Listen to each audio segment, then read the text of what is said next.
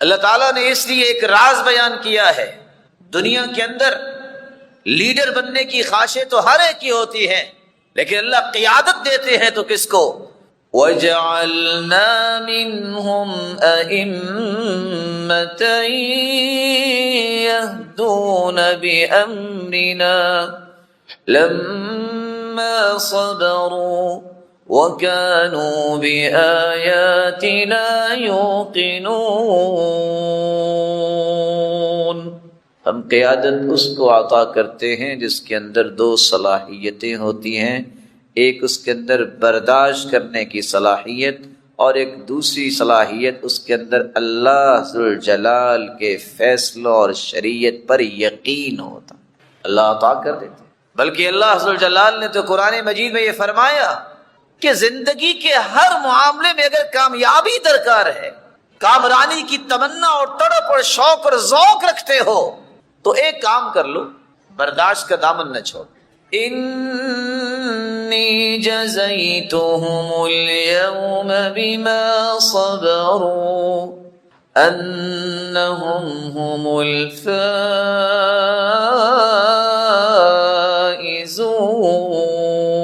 الفائزون۔ صبر تم کر لو، دنیا کے ہر قدم پہ کامیابی اور کامرانی تمہارا استقبال کرے۔ صرف کامیابی ہی نہیں بلکہ نماز پڑھو گے اس کا اجر الگ ہے، روزے زکوٰۃ اور حج کا اجر الگ ہے۔ صبر ایک ایسی نعمت ہے جس کے بارے میں اللہ نے یہ فیصلہ سنایا ہے، اولئک یؤتون اجرہم بما صبروا۔ صبر کرو گے اللہ تمہارے اجر و ثواب کو دگنا لکھوائیں گے، اکیلا ثواب نہیں، دگنا ثواب۔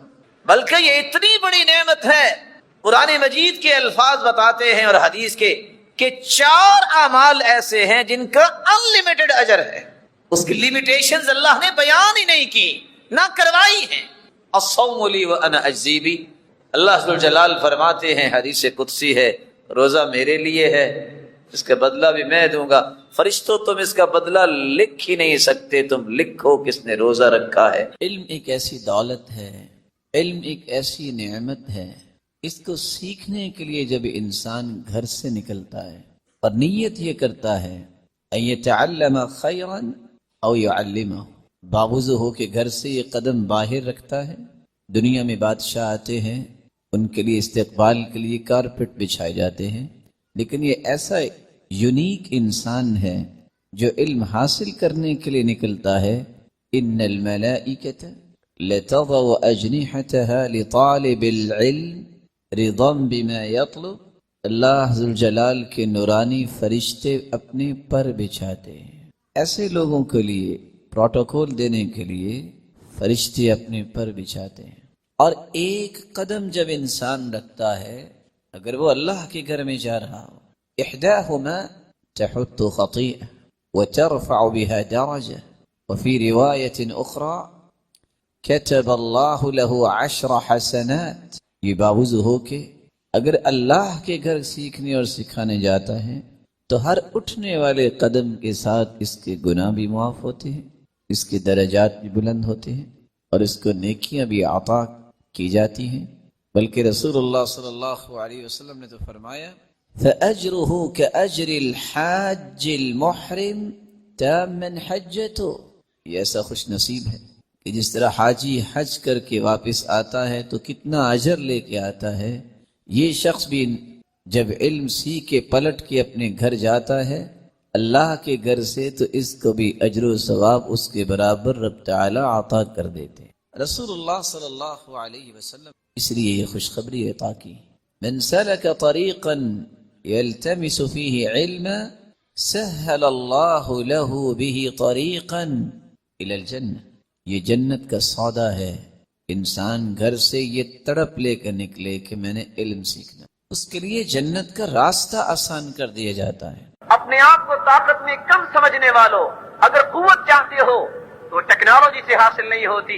مسلمان جو اس سے پہلے تھے، صحابہ کرام رضوان اللہ علیہم اجمعین، ان کے پاس یہ ٹیکنالوجی نہیں تھی، اگر قوت تھی تو ایمانی قوت تھی، استغفار کرتے تھے وَيَزِدْكُمْ قُوَّةً إِلَىٰ قُوَّتِكُمْ، اللہ تمہاری قوت میں بھی اضافہ کر دے گا. سبب کیا ہے؟ استغفار کر لو. قبرص کی جنگ 86 میں مسلمانوں نے لڑی اور قبقلار رومیوں کا سردار اتنی بھاری فوج لے کر مسلمانوں کے مد مقابل آتا ہے. اپنا ایلچی بھیجتا جاؤ، دیکھو جا کر مسلمان کیا کر رہے ہیں. جب واپس جاتا ہے کیا بیان کر؟ اپنے سردار کو کہتا صوام النہار وقوام اللیل. وہ لوگ رات کو تہجد پڑھتے ہیں اور دن کو روزہ رکھتے ہیں. کہتا صوام النہار وقوام اللیل. ایسے ہی ہے لفقوا رأسی، لفقوا رأسی. میں سردار ضرور ہوں لیکن میں ایسا یوم بعیث، ایسا شرمندگی کا دن نہیں دیکھنا چاہتا. میرے سر کو چہرے کو ڈھانپ دو. ان لوگوں سے تم مقابلہ نہیں کر سکتے. تمہارے پاس اسلحہ کی بھرمار ہے، تمہاری فوج بھی بڑی قوت والی ہے، لیکن یہ کام جو کرتے ہیں کہ دن کو روزہ رکھتے ہیں اور رات کو تہجد پڑھتے ہیں، تم ان کا مقابلہ نہیں کر سکتے. اور تاریخ کے وقت اس بات کی گواہی دیتے ہیں. لوگوں نے تانے بھی دیے لیکن کہنے لگا زمین کا نچلا حصہ اوپر والے حصے سے بہتر ہے. اور ایسے ہی اس کا چہرہ ڈھانپا ہوا تھا. مسلمانوں نے اس کی گردن کو اڑا دیا. مسلمانوں، آج بھی اگر اللہ سے تعلق مربوط ہو جائے، اللہ سے تعلق ہمارا پختہ ہو جائے، ہمیں کسی ٹیکنالوجی کی ضرورت نہیں ہے. ایمانی قوت جو ہے اس کے سامنے بڑی سے بڑی قوات جو ہے وہ ریزہ ریزہ ہو جاتی ہے. تو سب سے پہلا رزق کا سبب جو ہے وہ ہے التوبہ والاستغفار. اور نبی کریم صلی اللہ علیہ وسلم کا فرمان جو آپ سن چکے ہیں، من لزم الاستغفار وفي رواية أخرى من أكثر الاستغفار جعل الله من كل هم فرجا ومن كل ضيق مخرجا ورزقه من حيث لا يحتسب. جو کثرت سے استغفار کرتا ہے اللہ جل شانہ جعل اللہ من كل هم فرجا، اس کے غموں کو خوشیوں میں بدل دیتے ہیں. ومن كل ضيق مخرجا، اس کی تنگیوں کو آسانیوں میں بدل دیتے ہیں. ورزقه من حيث لا يحتسب، اور ایسی جگہ سے رزق عنایت فرماتے ہیں جہاں اس کے وہم و گمان بھی نہیں ہوتا. اور آپ سمجھتے ہیں کہ جنگ سے پیٹ پھیر کر بھاگنا بہت بڑا گناہ ہے، لیکن عبداللہ ابن مسعود رضی اللہ عنہ روایت کرتے ہیں، جس روایت کو امام البانی رحمۃ اللہ علیہ نے سلسلہ صحیحہ میں صحیح کہا ہے، من قال استغفر اللہ الذي لا الہ الا هو الحی القیوم واتوب الیہ ثلاثا. 3 مرتبہ جو شخص ان الفاظ کو اپنی زبان سے ادا کرتا ہے، استغفر اللہ الذی لا الہ الا هو الحی القیوم واتوب الیہ، 3 مرتبہ کہتا ہے، غفرت له ذنوبه وان كان فارا من الزحف، اللہ اس کے گناہوں کو معاف کر دیتے ہیں خواہ وہ جنگ سے ہی کیوں نہ بھاگا ہوا. اس لیے کثرت سے استغفار کرنا چاہیے، اللہ سے اپنے گناہوں کی توبہ کرنی چاہیے. حسن بصری رحمت اللہ علیہ سے کسی نے پوچھا ما سر زہدک، اتنے پارسا ہو، اتنے نیک ہو، مستجاب الدعوات ہو، سبب کیا ہے، راز کیا ہے، سر کیا ہے؟ انہوں نے کیا جواب دیا؟ علمت بأن رزقی لن یأخذہ غیری فاطمئن قلبی لہ. سنو، مجھے یقین ہو چکا ہے کہ میرا رزق میں نے ہی کھانا ہے، کوئی اور نہیں لے سکتا، اس لیے میرا دل مطمئن رہتا ہے، کیونکہ قرآن نے بیان کر دیا ہے وَمَا مِن دَابَّةٍ فِي الْأَرْضِ إِلَّا عَلَى اللَّهِ رِزْقُهَا، اللہ ہی رزق کا ذمہ دار ہے. إِنَّ اللَّهَ هُوَ الرَّزَّاقُ ذُو الْقُوَّةِ الْمَتِينُ، اللہ ہی رزق دینے والا ہے. میرا دل مطمئن رہتا ہے، مجھے تو یقین ہے، اس لیے میں نے کبھی ہوس نہیں کی. وَعَلِمْتُ بِأَنَّ عَمَلِي لَن يَقُومَ بِهِ غَيْرِي فَاشْتَغَلْتُ بِهِ، اور مجھے یہ یقین ہو چکا ہے جو عبادت، جو ریاضت میں نے کرنی ہے وہ میں نے ہی کرنی ہے، کوئی نیابت نہیں کر سکتا، اس لیے میں اللہ کی عبادت میں مشغول رہتا ہوں. وَعَلِمْتُ بِأَنَّ الْمَوْتَ يَنْتَظِرُنِي فَأَعْدَدْتُ الزَّادَ لِلِقَاءِ اللَّهِ، مجھے یقین ہو چکا ہے کہ موت میرا انتظار کر رہی ہے، کب وقت مقرر آئے اور موت کا شر مجھے دبوچ لے، اس لیے میں توشہ آخرت تیار کرتا رہتا ہوں. وَعَلِمْتُ بِأَنَّ اللَّهَ مُطَّلِعٌ عَلَيْهِ فَاسْتَحْيَيْتُ أَنْ أُقَابِلَهُ عَلَى مَعْصِيَةٍ، مجھے یقین کامل ہو چکا ہے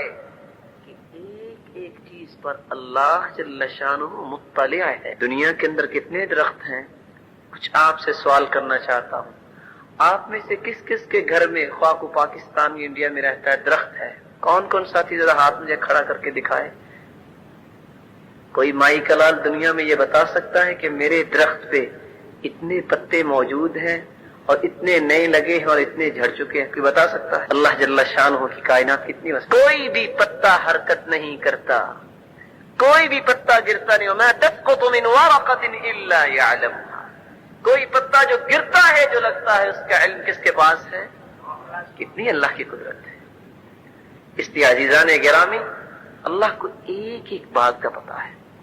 الا انهم يستثنون صدورهم الا حين يستغشون ثيابهم۔ کیا لوگ یہ سمجھتے ہیں کہ جب ہم لحاف اوڑھ کے سو جاتے ہیں اللہ کو کچھ پتا نہیں ہے کہ کیا کر رہے ہیں؟ اللہ تو سینوں کے بھیدوں کو جانتا ہے۔ علیم بذات الصدور، علام الغیوب، لا تخفى عليه خافیہ۔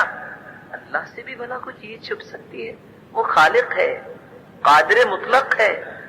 اگر زمین کی تہ میں اگر کوئی چونٹی جو ہے وہ بیٹھی ہے، اس کا بھی اس کا علم ہے، ہمیں تو پتہ ہی نہیں ہے۔ اس لیے عزیزان گرامی، حسن بصری کیا فرمایا کرتے تھے؟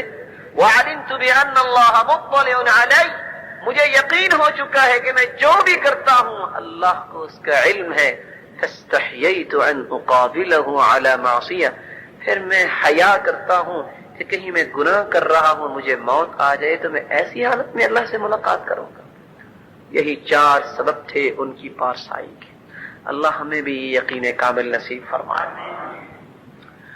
دوسرا سبب جس سے رزق میں فراوانی ہوتی ہے، التقوی۔ تقوی کس کو کہتے ہیں؟ حفظ النفس عما یؤثم، اپنے آپ کو ہر اس کام سے بچا لینا جس سے انسان گنہگار ہو جائے۔ اور علی رضی اللہ عنہ تقوی کی تعریف یوں کیا کرتے تھے: الخوف من الجلیل والعمل بالتنزیل والقناعة بالقلیل والتزود لیوم الرحیل۔ اگر ڈر ہو دنیا میں تو کس کا؟ اللہ کا۔ والعمل بالتنزیل، اگر عمل کیا جائے تو کس پر؟ قرآن و سنت۔ والقناعة بالقلیل، اور قناعت کیجئے جو بھی اللہ نے دے دیا ہے الحمدللہ۔ اگر اللہ کو دے دیتا ہے اپنی مخلوق کو، یہ اس کی مہربانی ہے۔ اگر نہیں دیتا تو اس کو پوچھ سکتا ہے؟ یہ اس کا عدل ہے، انصاف ہے، جس کو چاہے دے یا نہ دے۔ لا يسأل عما يفعل وهم يسألون، کون پوچھ سکتا ہے اس کو؟ ایک فیکٹری کا مینیجر ایڈمن جو ہے کسی کارکن کو اپنی فیکٹری سے کان پکڑ کے نکال دے، کوئی پوچھتا ہے؟ کہتا بھی میں محنت کرتا ہوں، چلو چلو میری اپنی فیکٹری ہے، رأس المال میرا ہے۔ کوئی پوچھتا ہے؟ خالق کائنات جس کو چاہے دے، جس کو چاہے نہ دے، کوئی پوچھ سکتا ہے؟ کہ اللہ کی مہربانی ہے کہ اس نے ہمیں نعمتیں دی ہے، اس لیے اللہ کا شکر کرنا چاہیے۔ لئن شکرتم لأزیدنکم، اگر تم شکر کرو گے تو اللہ اور اپنی رحمتیں نشامل فرمائے۔ ولئن کفرتم ان عذابی لشدید، اور اگر اللہ کی نعمتوں کا شکر نہ کیا، انکار کیا، کفر کیا، تو یاد رکھنا اس کا عذاب بڑا سخت ہے۔ ہر وقت وہی کلمہ دہرایا کرو جو سلیمان علیہ السلام کہا کرتے تھے: ھذا من فضل ربی لیبلونی ااشکر ام اکفر، یہ اللہ کا شکر ہے کہ اتنی بڑی سلطنت مجھے نوازی ہے، اس لیے وہ دیکھنا چاہتے ہیں کہ میں شکر کرتا ہوں کہ کفر کرتا ہوں۔ ایسے نہیں کہنا چاہیے جس طرح قارون نے کہا تھا: ان قارون كان من قوم موسى فبغى عليه وآتيناه من الكنوز ما ان مفاتحه لتنوء بالعصبة اي لتميل بالعصبة، اتنے خزانے قارون کو دیے، اتنے کہ اس خزانوں کی مفاتیح، چابیاں اٹھانے کے لیے ایک جتھا، ایک لشکر تیار تھا، 9 آدمی تقریباً اس کو اٹھایا کرتے تھے۔ لتميل بالعصبة، اور وہ جھک کر چابیاں اٹھایا کرتے۔ لیکن کیا کہتا تھا وہ؟ شکر نہیں کیا۔ انما اوتیتہ علی علم عندی، میں نے اپنے علم و معرفت سے یہ سارا کچھ حاصل کیا ہے۔ جیسے آج ہماری زبانیں نہیں بولتی، بھی محنت کی ہے، اپنی مشقت سے کمایا ہے، بچوں کے لیے روزی کماتا ہوں، غلط بات ہے۔ اللہ کو یہ بات پسند نہیں آئی۔ قرآن کہتے ہیں: فخسفنا به وبداره الارض وما كان له من فئة ينصرونه من دون الله، ہم نے اس قارون کو نہیں، ان کے خزانوں کو بھی زمین میں دھنسا دیا، اور کوئی کائنات کی قوت اس کو بچانے نہیں آئی، اور قیامت تک دھنستا چلا جائے گا۔ اللہ ہم سب کو معاف فرمائے. والقناعة بالقلیل، قناعت، اللہ کے رسول صلی اللہ علیہ وسلم نے فرمایا طوبى لمن رزق كفافا وقنعه الله بما آتاه. سعادت مند وہ ہے اس کو برابر برابر رزق دیا گیا ہے، نہ اتنا زیادہ ہے کہ طغیانی میں آ جاتا ہے، نہ اتنا کم ہے کہ لوگوں کے سامنے ہاتھ پھیلاتا ہے. اور دعا کیا کرتے ہیں اللہم اجعل رزق آل محمد قوتا، اے اللہ آل محمد صلی اللہ علیہ وسلم کا رزق برابر برابر رکھنا. قناعت، شیخ سعدی عقیدہ تو اس کا جیسا بھی تھا، اس نے قناعت کے بارے میں ایک نکتہ سمجھایا ہے جو شاید اگر ہماری عقل قرآن و سنت تک جو سب سے آسان ہے، بس اوقات ہماری غلطیوں اور گناہوں کی وجہ سے نہیں پہنچ پاتی اور بہانہ بھی ہم بناتے ہیں بس سمجھ نہیں آتی. وہ کیا کہتے ہیں؟ کوزہ چشم حریصہ پر نشد تا صدف قانع نشد پر در نشد. جو حریص ہوتا ہے اس کی آنکھ کا ڈیلا پر نہیں ہو سکتا. تا صدف قانع نشد پر در نشد. صدف سپی کو کہتے ہیں. قانون خدا، قانون الہی ہے کہ جب جھاگ جو سمندر میں ہے بار بار ٹکرائے، ٹکرانے کے بعد خصوصاً رات کے وقت جب شبنم گر رہی ہو تو اس وقت کیا ہوتا ہے؟ اس میں نقطہ انجماد میں آ جاتی ہے. جب جاگ نقطہ انجماد تک پہنچ جائے تو سپی کی شکل اختیار کر لیتی ہے. اور قدرتی طور پہ سحری کے وقت جو ہے شبنم کے قطرے گرتے ہیں جو غبار ہی ہوتا ہے سمندر کا. اگر ایک قطرہ اس سپی کے منہ میں گر جائے اور وہ منہ بند کر کے سمندر کی تہ میں چلا جائے تو 3 منٹ اور 16 سیکنڈ کے بعد اللہ کی رحمت سے وہ ہیرا بن جاتا ہے. اور اگر ایک نہیں 2 قطرے گر جائیں تو وہ پھٹ جاتی ہے اور بچے ان سپیوں کے ساتھ کھیلتے ہیں. تو کہنے کا مطلب ان کا یہ ہے تا صدف قانع نشد پر در نشد. اگر سپی ایک قطرے پہ صبر نہ کرے اس کا منہ بند نہیں ہوگا، اگر منہ بند نہیں ہوگا تو وہ ہیرا نہیں بنے. Contentment is great blessing. قناعت بہت بڑی نعمت ہے. اس لیے جو بھی اللہ دے الحمدللہ، اللہ تیرا ہی شکر ہے. کتنے ہی لوگ ہیں جن کے پاس کھانے کو کچھ نہیں. اگر میرے پاس آج جوتی ہے وہ ٹوٹی ہے، کتنے ہی لوگ ہیں جن کے پاس پاؤں ہی نہیں ہے. اللہ کا ہر حال میں شکر کرنا چاہے. قرآن مجید میں اللہ جل شانہ فرماتے وَمَن يَتَّقِ اللَّهَ يَجْعَلْ لَهُ مَخْرَجًا. علی رضی اللہ عنہ کی بات بیان کر رہے تھے وَالْقَنَاعَةُ بِالْقَلِيلِ وَالتَّزَوُّدُ لِيَوْمِ الرَّحِيلِ. اور آخرت کے لیے سفر کے لیے توشہ تیار کرنا، ہر وقت تیاری میں لگا رہنا. کیسے تیاری ہوتی ہے؟ اور یاد رکھنا اللہ کے رسول صلی اللہ علیہ وسلم کا فرمان ہے یبعث الناس علی ما ماتوا. لوگ جس حالت میں ان کو موت آئے گی اسی حالت میں اٹھائے جائیں گے. اسی اللہ سے ڈر جانا چاہیے. اگر ڈش کے سامنے بیٹھ کر فلم دیکھ رہا ہے اسی حالت میں اگر موت آ جائے تو کتنی بری موت ہے. اسی حالت میں اٹھے گا.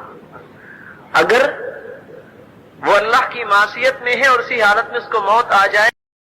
رسول اللہ صلی اللہ علیہ وسلم نے سورۃ الفاتحہ کے بارے میں کتنی خوبصورت باتیں بیان کی. سب سے پہلی بات رسول اللہ صلی اللہ علیہ وسلم نے فرمایا والذی نفسی بیدی، قسم ہے اس ذات کی جس کے ہاتھ میں میری جان ہے، ما انزل فی التوراہ ولا فی الانجیل ولا فی الزبور ولا فی الفرقان مثلها یعنی القرآن وإنها لسبع من المثاني والقرآن العظیم الذي أعطيته.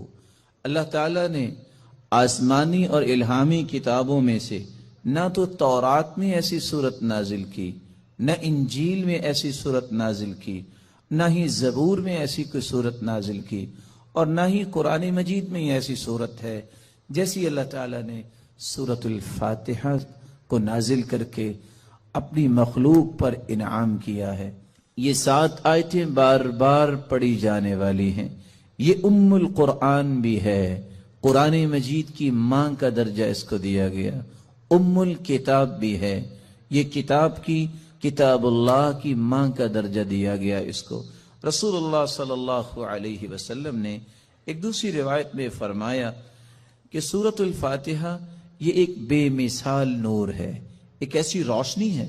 سیدنا عبداللہ ابن عباس رضی اللہ تعالی عنہ بیان کرتے ہیں، بینما جبریل قاعد عند النبی صلی اللہ علیہ وسلم سمع نقیضا من فوقه فرفع رأسه فقال، رسول اللہ صلی اللہ علیہ وسلم کے پاس جبریل امین تشریف فرما تھے، اچانک سے ایک آواز آئی۔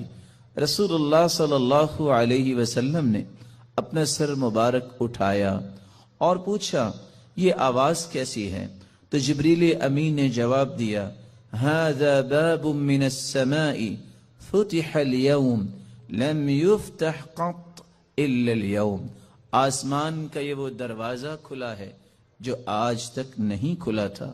فنزل منه ملک، اور اس دروازے سے ایک فرشتہ زمین کی طرف اترا ہے۔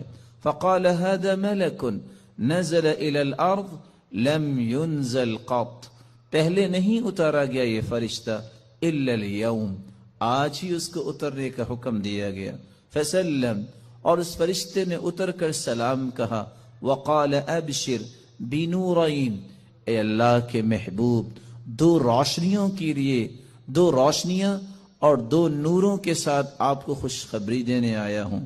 اوتیتہما لم یؤتہما نبی قط قبلک، ایسے نور جو آپ سے پہلے کسی نبی کو عطا نہیں کیے گئے۔ فاتحۃ الکتاب ایک سورۃ الفاتحہ ہے، وخواتیم سورۃ البقرہ، اور سورۃ البقرہ کی آخری آیات ہیں۔ لن تقرأ بحرف منہما الا اعطیت، سورۃ البقرہ کی آخری آیتیں اور سورۃ الفاتحہ کا کوئی بھی حرف آپ پڑھیں تو اللہ رب العزت اس ایک ایک حرف کے بدلے عطائیں کرتے ہیں۔ اور یہ روایت صحیح ترغیب میں موجود ہے۔ بلکہ رسول اللہ صلی اللہ علیہ وسلم نے اس سورت کی عظمت کو بیان کرتے ہوئے صحابہ کرام کو کتنی خوبصورت بات سمجھائی۔ صحیح بخاری کا وہ واقعہ کتنا مشہور ہے کہ جب صحابہ کرام بنی سلیم کے قبیلے میں پہنچے، جب پتہ چلا، ایک آنے والی عورت نے بتایا کہ ہمارے قبیلے کے سردار کو بچھو نے کاٹ لیا ہے، کیا آپ کے پاس کوئی ایسا شخص ہے جو شخص دم کر سکتا ہو؟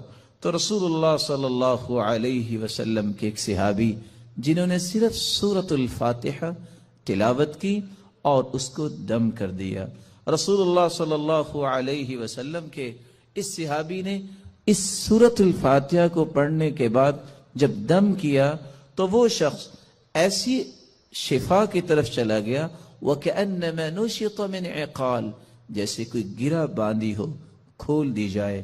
رسول اللہ صلی اللہ علیہ وسلم کے صحابہ نے کہا جب تک اللہ کے رسول سے بات نہ ہو جائے تو یہ انہوں نے جو 30 بکریاں بطور عوض اس کے دیا ہے، ہم اس وقت تک کوئی بات نہیں کریں گے۔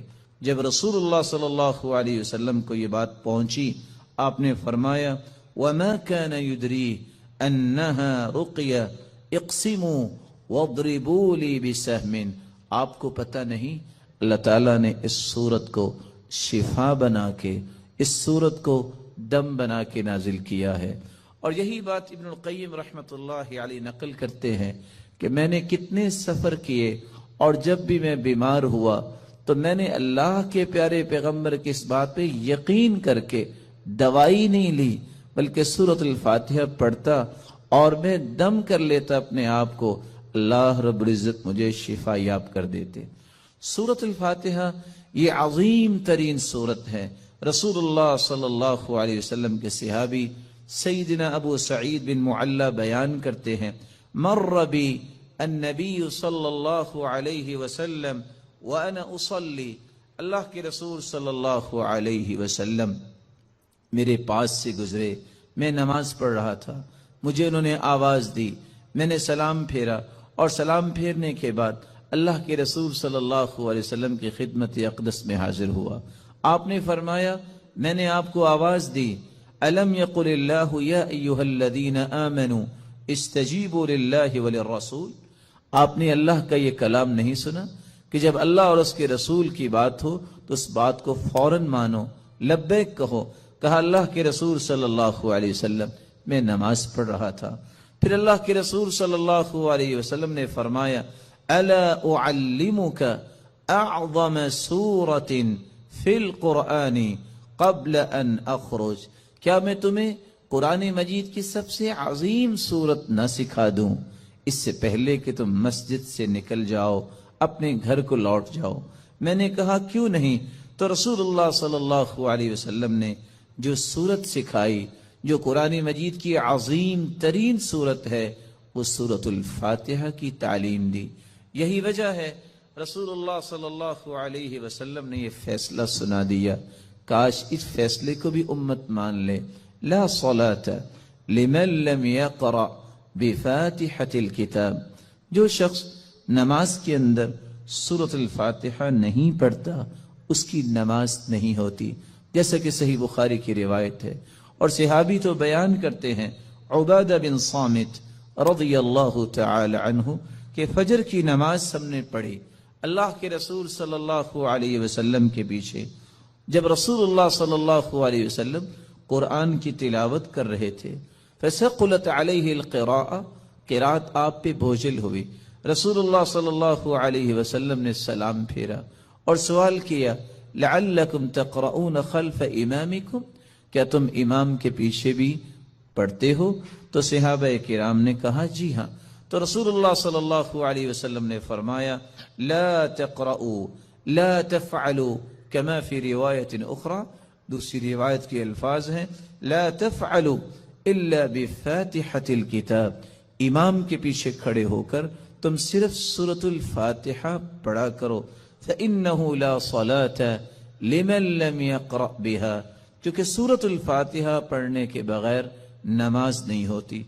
یہ ایسی خوبصورت اور ایسی مبارک صورت ہے جو اللہ اور اس کی مخلوق کے درمیان مکالمے کا ایک خوبصورت جوہر ہے، ایسا گوہر ہے۔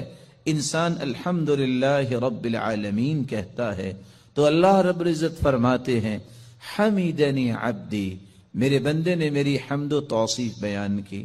جب بندہ مومن الرحمن الرحیم کہتا ہے تو اللہ رب العزت فرماتے ہیں اثنى علی عبدی، میرے بندے نے میری تعریف کی ہے۔ جب بندہ مومن یہ کہتا ہے مالک یوم الدین تو اللہ رب العزت فرماتے ہیں مجدنی عبدی، میرے بندے نے میری بزرگی بیان کی ہے۔ جب انسان بندہ مومن یہ کہتا ہے ایاک نعبد و ایاک نستعین تو اللہ رب العزت فرماتے ہیں ھذا بینی و بین عبدی ولعبدی ما سأل، یہ میرے اور میرے بندے کے درمیان ہے، جو کچھ بھی میرا بندہ مانگے گا میں اسے عطا کروں گا۔ تو اللہ رب العزت کے ساتھ ہم کلام ہونے کا یہ خوبصورت ذریعہ ہے۔ تو آئیے اس صورت کی طرف چلتے ہیں اور اس کے معانی کو سمجھنے کی کوشش کرتے ہیں۔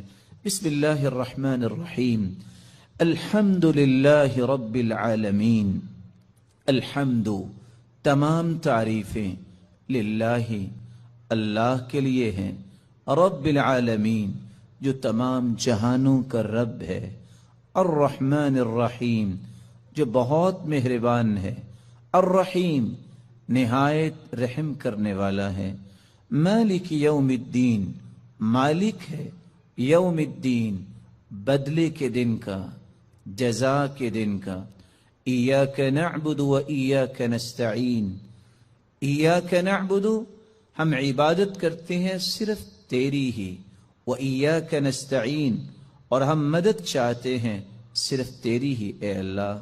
اہدنا الصراط المستقیم، ہدایت دے ہمیں، الصراط المستقیم سیدھے راستے کی، صراط الذین انعمت علیہم راستہ ان کا جن پر تو نے انعام کیا، غیر المغضوب علیہم نہ کہ ان کا راستہ جن پر غضب کیا گیا، ولا الضالین اور نہ ان کا راستہ جو گمراہ ہوئے۔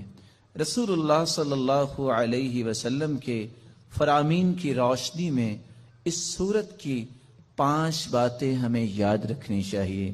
جب رسول اللہ صلی اللہ علیہ وسلم نے فرما دیا کہ سورۃ الفاتحہ کے بغیر نماز نہیں ہوتی، تو بندہ مومن کو یہ یقین کر لینا چاہیے، آپ کو 10 دلائل کوئی پیش کر دے، آپ کو 10 کو دلائل پیش کر دے، جب تک سورۃ الفاتحہ آپ نہیں پڑھ لیتے کبھی بھی اس بات پہ اطمینان نہ کیجئے گا کہ میری نماز مکمل ہوئی ہے یا نہیں۔ مکمل اس وقت ہوگی جب سورۃ الفاتحہ کی تلاوت کی جائے گی۔ رسول اللہ صلی اللہ علیہ وسلم کے فرامین کی روشنی میں دوسرا پیغام میرے اور آپ کے لیے یہ ہے کہ یہ سورت شفا ہے، یہ سورت دم ہے، اپنے آپ کو بھی اور اپنی اولاد کو بھی دم کیا کرے، اور اس کے لیے سورۃ الفاتحہ سے بڑھ کر کوئی نسخہ کیمیا، کوئی تریاق نہیں۔ تیسرا پیغام اس سورت کا جو مجھے اور آپ کو سمجھنا ہے کہ اللہ کی تعریف اللہ کو بہت پسند ہے۔ یہی وجہ ہے عبداللہ ابن عباس رضی اللہ تعالی عنہ فرمایا کرتے تھے، الحمدللہ ہر شکر کرنے والے کی زبان کا یہ وطیرہ ہے۔ الحمدللہ سب سے پہلے آدم علیہ السلام نے جو کلمہ اللہ نے جب انہیں پیدا کیا، روح ڈالی، تو سب سے پہلا کلمہ جو ان کی زبان پہ آیا وہ الحمدللہ تھا۔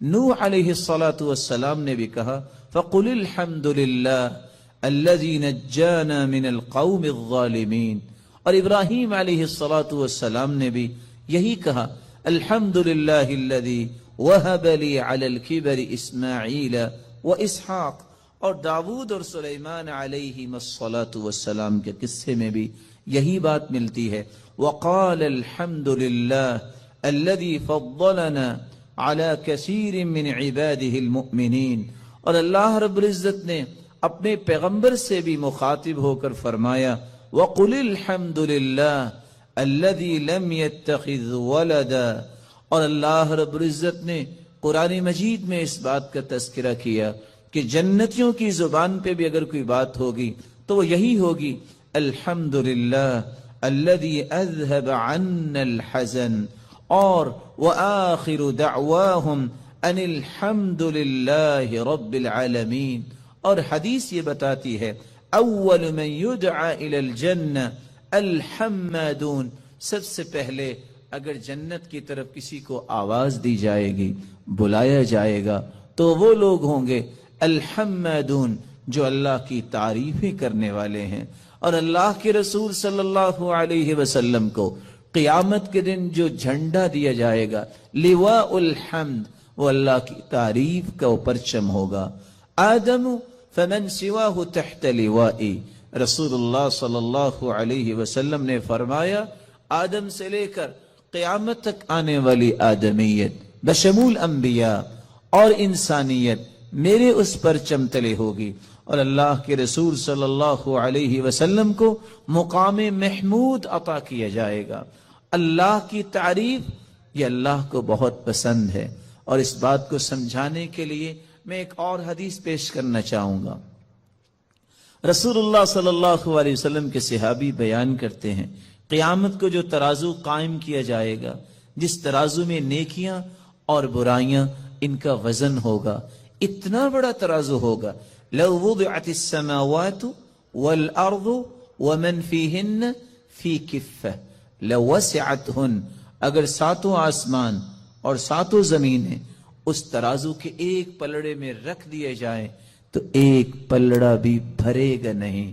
لیکن اللہ کی تعریف کا کلمہ صحیح مسلم کی روایت کی روشنی میں والحمدللہ تملأ المیزان، جو اللہ کے فیصلوں پر خوش ہو کر اللہ کی تعریف کرتے ہوئے یہ کلمہ اپنی زبان پہ لے آتا ہے الحمدللہ، تو اس مبارک کلمے کی وجہ سے قیامت کے دن میزان کے دونوں پلڑے نیکیوں سے بھر جائیں گے، جبکہ ایک پلڑا 14 کے 14 طبق رکھ دینے سے بھی بھرے گا نہیں۔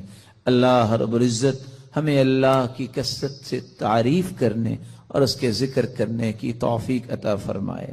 چوتھی نصیحت اور چوتھا پیغام اس سورت کا یہ ہے کہ ہم نماز کی ہر رکعت میں جب یہ کہتے ہیں ایاک نعبد و ایاک نستعین، اللہ تیری ہی عبادت کرتے ہیں اور مدد بھی تجھ ہی سے مانگتے ہیں، تو پھر کسی بندہ مومن کو اس بات کو بھلانا نہیں چاہیے۔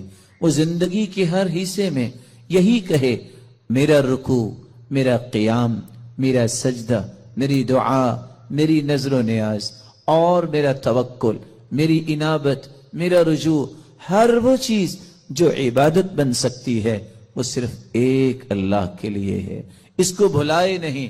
اور مدد مانگتے وقت بھی اس حدیث کو بھی نہ بھلائے اور اس اقرار کو بھی نہ بھلائے، فَإِذَا اسْتَعَنْتَ فَاسْتَعِنْ بِاللَّهِ، جب بھی تم مدد طلب کرو تو اللہ سے مدد طلب کیا کرو۔ پانچواں پیغام جو بالکل بھلانے والا نہیں، اور یہ بہت خوبصورت پیغام ہے اس سورت کا، کہ جب ہم مانگتے اللہ تعالیٰ سے یہ ہیں کہ اللہ ہمیں صراط مستقیم نصیب فرما، اور یہ وہ صراط مستقیم ہے جو اللہ تعالیٰ نے اپنے انعام یافتہ لوگوں کو عطا کیا۔ اور انعام پانے والے لوگ کون ہیں؟ اولئک الذین انعم اللہ علیہم من النبیین والصدیقین والشہداء والصالحین۔ وہ انبیاء کا راستہ ہم مانگتے ہیں، صدیقین کا راستہ مانگتے ہیں، شہداء کا راستہ مانگتے ہیں، صالحین کا راستہ مانگتے ہیں۔ وحسن اولئک رفیقا، ان سے بڑھ کے خوبصورت رفاقت کس کی ہو سکتی ہے؟